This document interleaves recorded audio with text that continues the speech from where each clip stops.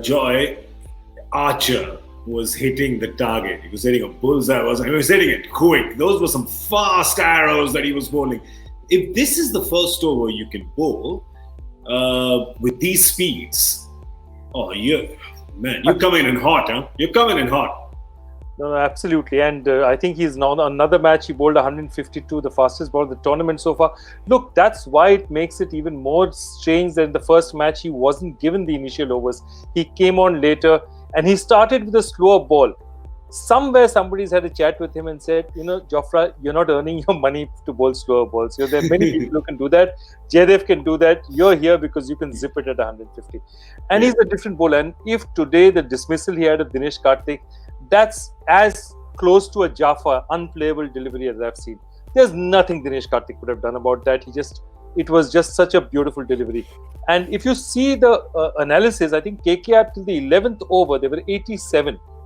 And then Jofra comes in, bowls that absolutely brilliant over and pegs them back. And that's the most interesting thing about this, this entire total is neither side will be happy going into the dressing room. Kolkata will think, we should have got about 185, 190. And Rajasthan would have shot, we had a chance to get them at 160. Yeah, that was the thing. It just kept they kept pulling it back. They kept pulling each other back. So it was a very interesting first half of the game. But Paulie, just to stay on Archer for a second, obviously 3 overs, 4 runs, 2 wickets. Those are figures that any quick bowler is happy with in a test match. Yeah, for sure. Any match. It doesn't matter what match you're taking. Yeah. And even those 18 runs, I think, 10 off the last 2 deliveries. So he'll be a little bit disappointed. It does just leave that little bitter taste in your mouth, when you've put in such quality performances and then just at the back end, you give it away and go for those 10 runs. But quality. Let's try and have a look at some for the My 11. If you had to pick for the tournament, what have we had? Washington Sundar, he had a brilliant spell. Yeah. Rashid Khan had a brilliant spell. Rabada's had a brilliant spell. Now we've got one from Archer. You can't go much away from those 4 bowlers, but they are impact players. And it's so nice to see the bowlers who at times just tend to be a backroom staff and just there to make up numbers. It is nice to see them having an impact.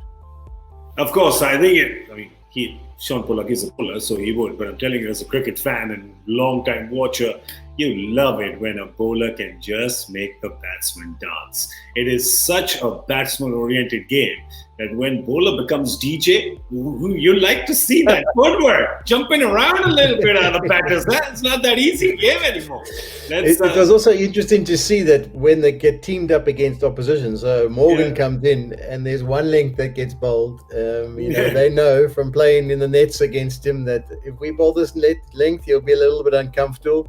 And it's the same with D-Russ. Every time he comes to the crease, if you've got some pace, you're going to whack it through there. So it's predictable, but it's always interesting to see it unfold.